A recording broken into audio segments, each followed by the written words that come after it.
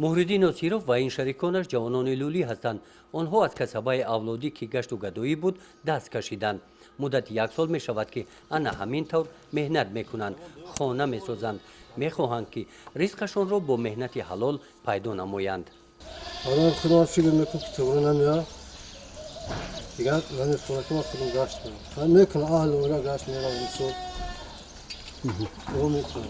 شما حرکت نکردین که گشت برین مثلا چی دارین؟ اکی خداوند مثلا کار بر که دستمون اومد مثلا خیلی مهنت کردن مثلا میکنم دستمون خیلی میستاد. که ما میاره دوام دوستیم مثلا اول خدا خیلی نشود. بعد نیست. با فکر ما گشتم کمودش برای ما سوزه کرد. دوستو کنم.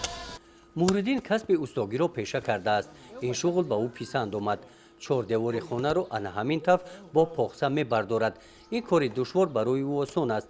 نه هر یک استای خانه ساز با پخسه با چنین طرز دیوار خانه را راست و استوار برداشته می تواند.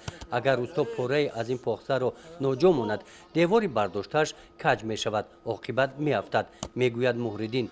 با پخسه برداشتن دیوار از استا مهنت صافدلانه و پرطاقت را طلب می کند. مهردین در این کار علاقه تجربه دارد. تا این ساختمان در دهه و دهه‌های گرد و اطراف یک چند خانه‌های دیگر را ساخته است که آدمان در آنها زندگی دارند. کریشش هم میزنیم، سیاهش هم میکنیم. خانه دیاگنال پیاگنال مثل بیتون یوش هم ایدسمون میاد. bunu türlü misal remont هم ایدسمون میاد.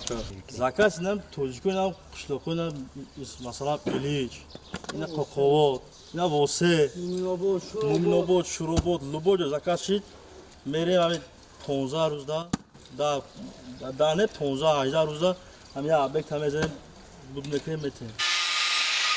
با مانند مهردین و همکارانش امروز بین لولیان چنین نفران بسیار هستند که از رسم اولادی گشت و گدایی دست کشیدند. بین اولادان چنین آدمان اساساً جوانان میباشند. در دهه لولیان گیایف از جمله چنین عائله‌های میباشند که زمانوی شدند. جوانای امروزه ما فرق داره که کار میکنن، مهنت میکنن، حاضر خانه میسازن، حاضر رسیه میرون. خداشون یا خیلیش انا ارتستی میکنن، یا خیلیش مهنت کرده خانه میسازه، یا خیلیش انا چی میسازه اینا ایتره بونگ اول میتلویدن.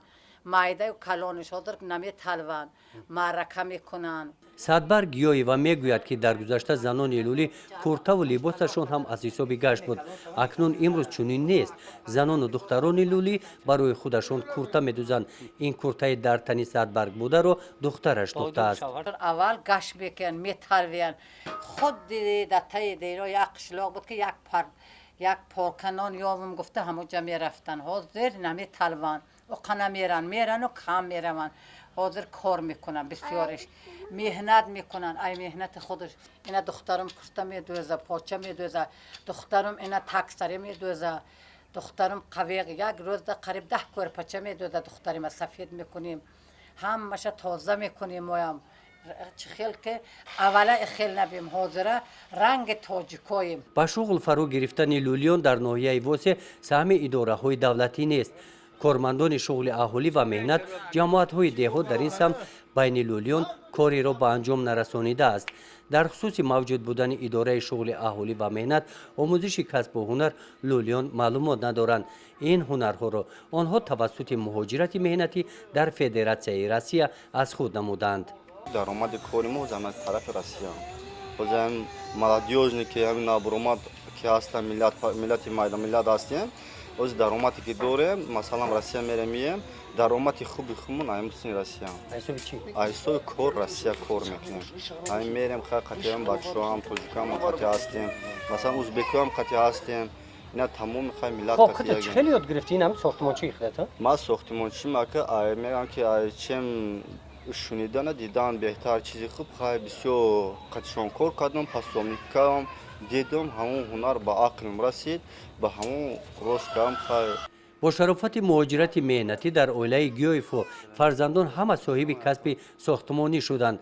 شمس‌الدین گیایف استای ساختمان باموشیفت و داخل خانه می باشد. این خانه را او ساخته است.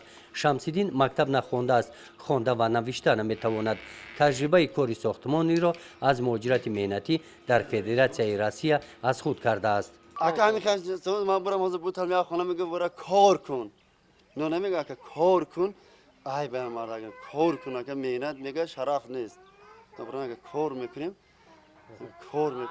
اکا فکر خود درباره گشت چی ای؟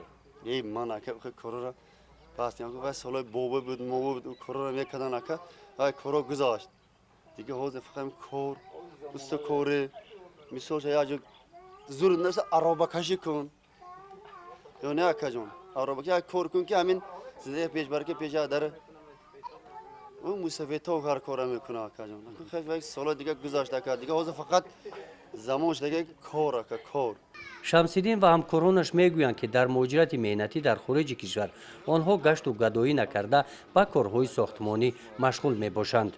هر دورم که اکا زمان دیگه دیگه اولاد پیشنگی همه دیگه نیست اکا دیگه حوض همین کار همین کنن نکنن موسیقیش میکنه دیگه یوشش یگون تاش نمیکنه فقط کار زمانوی دیگه همین زمانوی فقط زمانوی را بقا دیگه نیست اکا گشت دست اندل خیره یک جو میره اگر گندر میگه یک جو اگر خوب میگه اکو میگه پس هم کارو نکنیم مثال اینا کار کنیم مهنت کنیم مهنت کنیم خیلی مایده از زندگی را پیش بریم خیلی گشت کسان گشت همیشه روشون گذاشتیستان خیلی استوکورم کسی همیشه گذاشتیستان گشت نمیکنی خود؟ میکنه گشت نمیکنه در دهه توگرک محریدین دیگر به کسبه اولادی مقصدی برگشتن را ندارد.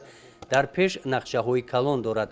همراه شریکانش ساختمان این خانه را تیزتر به انجام رسانیده آنها را انشاءات های نو انتظار است. محریدین دیگر جوانان لولی را دعوت می نماید که از گشت و گدایی دست کشیده از پی آنها روند.